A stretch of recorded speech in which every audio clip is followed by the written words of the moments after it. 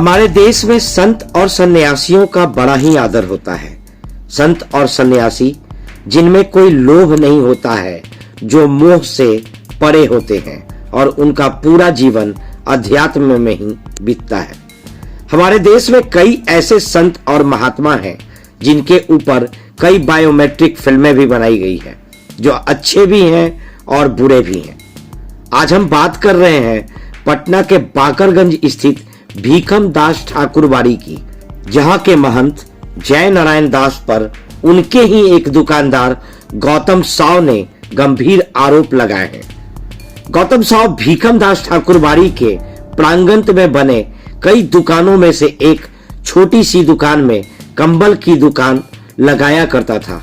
उसके दुकान का नंबर 24 था।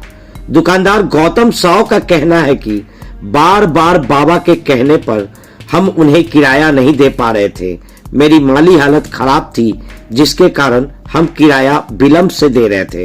इस बीच महंत जय नारायण दास और उनके पुत्र सूरज कुमार से मेरी कहा सुनी हो गई और दिनांक 30 जनवरी 2025 की शाम वह घटना घटी जिसके बारे में दुकानदार गौतम साव भी कभी कल्पना नहीं किया था।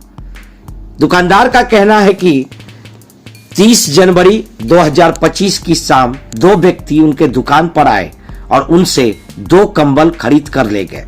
लगभग 1 से 1.5 घंटे बाद वही दोनों ग्राहक वापस आए और यह कहकर कंबल का पैकेट वापस किया कि हम और जगह पर दुकानदारी करके लौटेंगे तो अपनी सामान को ले जाएंगे। इस बीच उन लोगों ने कंबल का पैसा भी दे दिया। दुकानदार ने भरोसा करके उनका पैकेट जैसा था वैसे ही दुकान में रख दिया। सोचा वह वापस आएगा तो अपनी सामान को ले जाएगा, पर वह ग्राहक तो वापस नहीं आया। पर वहां कदम कुआं थाने की पुलिस पहुंच गई और दुकान में रखे उसी थैली को खोला जो थैली वो दोनों ग्राहक रख कर गए थे। थैली में 2 हथियार थे। पुलिस वाले दुकानदार को हथियार की तस्करी में जेल भेज दिया। यहाँ सबसे बड़ा सवाल यह उठता है कि पुलिस वालों को पहले से पता था कि उसी थैली में हथियार रखा हुआ है।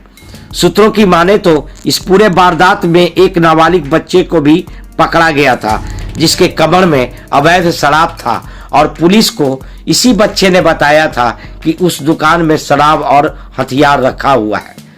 मतलब साफ है कि इस षड्यंत्र में कई बाबा और महंत शामिल हैं। तो वहीं इस पूरी कहानी में वर्दी भी कई सवालों के घेरे में नजर आती है। यह सारी वारदात सीसीटीवी कैमरे में कैद हो गई। दुकानदार का कहना है कि यह सारा षड्यंत्र भीखम दास ठाकुरबाड़ी के महंत जय नारायण दास और उनके पुत्र सूरज कुमार ने मिलकर रचा था। दुकानदार गौतम साव ने बताया कि वह जैसे ही जेल गया, इधर भीखम दास ठाकुरबाड़ी के महंत जय नारायण दास और उनके पुत्र सूरज कुमार ने रातों रात उनके पूरे दुकान का सामान खाली कर दिया। उनके दुकान पर ताला लगा दिया। जब वे लोग अपना सामान लेने के लिए भीखम दास ठाकुरबाड़ी में पहुंचे, तब भीखम दास ठाकुरबाड़ी के महंत जय नारायण दास और उनके पुत्र सूरज कुमार ने उन्हें यह कहकर भगा दिया कि वह अपराधी है और उनका उनसे कोई लेना देना नहीं है। उसका सामान भी उन्होंने लौटाने से मना कर दिया। कैमरे के सामने आते ही भावुक हुए दुकानदार ने कहा कि मेरी रोजी रोटी इसी दुकान से चलती थी। मेरे 2 बच्चे हैं। मेरा पूरा परिवार सड़क पर आ गया है। अब सबसे बड़ा सवाल यह उठता है कि विवादों में घिरे बाबा भीखम दास ठाकुरबाड़ी के महंत जय नारायण दास और उनके पुत्र सूरज कुमार इतने रसूख वाले हैं कि वह किसी को भी किसी भी मामले में फंसाकर जेल भेज सकते हैं। एक मामूली सा कंबल बेचने वाला दुकानदार को इन बाबाओं ने हथियार तस्कर बना दिया। खैर, इन दिनों की अगर बात की जाए तो इन दिनों बाबा भीखम दास ठाकुरबाड़ी के ऊपर एक बड़ी कार्रवाई की गई है और बिहार राज्य धार्मिक न्याय बोर्ड के द्वारा भीखम दास ठाकुरबाड़ी के अस्थायी नए न्यायाधीश पटना डीएम को बनाया गया है। इस पूरे मामले की जांच की जा रही है। अब देखना यह होगा कि उस पीड़ित दुकानदार को न्याय मिलता है या नहीं, या फिर ऊंचे रसूख वाले ये बाबा उनकी बातों को दबा देते। आपके साथ क्या घटनाएं घटी थी, विस्तार से बताइए। सर मेरा नाम गौतम साहु है और पिछले 100 वर्ष पुराने दुकानदार है। दुकान संख्या 23 है। 30 जनवरी को मेरे दुकान में कस्टमर के माध्यम से आंख में रखकर फंसा दिया जाता है। 1 तारीख को मुझे अरेस्ट किया जाता है और 2 महीना के लिए मुझे जेल भेज दिया जाता है। जेल में रहने के बीच में मेरे दुकान का ताला तोड़ कर सारा संपत्ति चोरी कर लिया जाता है और उस बीच में दुकान में ताला लगा दिया जाता है मंडी के द्वारा। जब दुकान में मांगने की कोशिश की मांगा तो उन्होंने बोला दुकान तुमको नहीं मिलेगा, तुम्हें आर्म्स का सप्लाई करते हो, तुम दारू बेचते हो, जबकि मेरा कोई आपराधिक रिकॉर्ड है नहीं, कभी किसी को काम किया नहीं। और उस बीच में हमको फैलाने के बाद कोई उपाय नहीं हो रहा। थाने में फायर किया हमने 30 मार्च पर फायर किया, उससे कोई कानूनी कार्रवाई नहीं किया गया। 1 महीना फायर का हो गया, ना ही मेरा सामान मिला, ना ही दुकान दिया जा रहा है सर।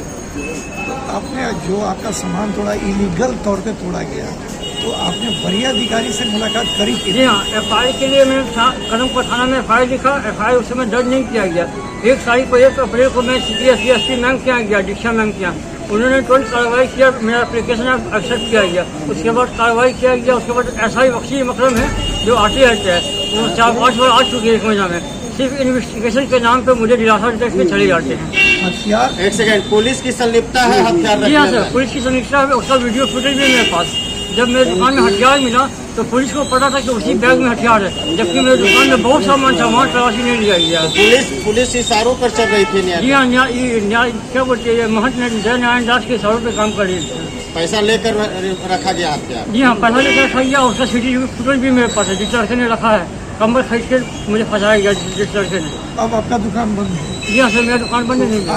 आपका जीवन यापन कैसे चला? कुछ नहीं चल रहा सर। मेरी बीवी का गहना था, मेरी पत्नी का गहना बेच के उसी से केस वे हुआ और उसी से 20-25 हज़ार बचा हुआ उसी से खा रहे थे और मेरे पास कोई उपाय नहीं खाने का। क्या नाम है? मेरा नाम गौतम साहु हुआ। मेरा सामान सारा ठकुराई मंदिर में है और कुछ नहीं रिकवर हुआ सर। एप्लीकेशन नहीं किया क्या थाने को कि मेरा ये सामान? FIR का रसीद भी दे दी है और सामान का लिस्ट भी दिया गया वसीम अकरम सर को, लेकिन अभी तक कोई कुछ नहीं किया। पेन ड्राइव में भी दिया हमने।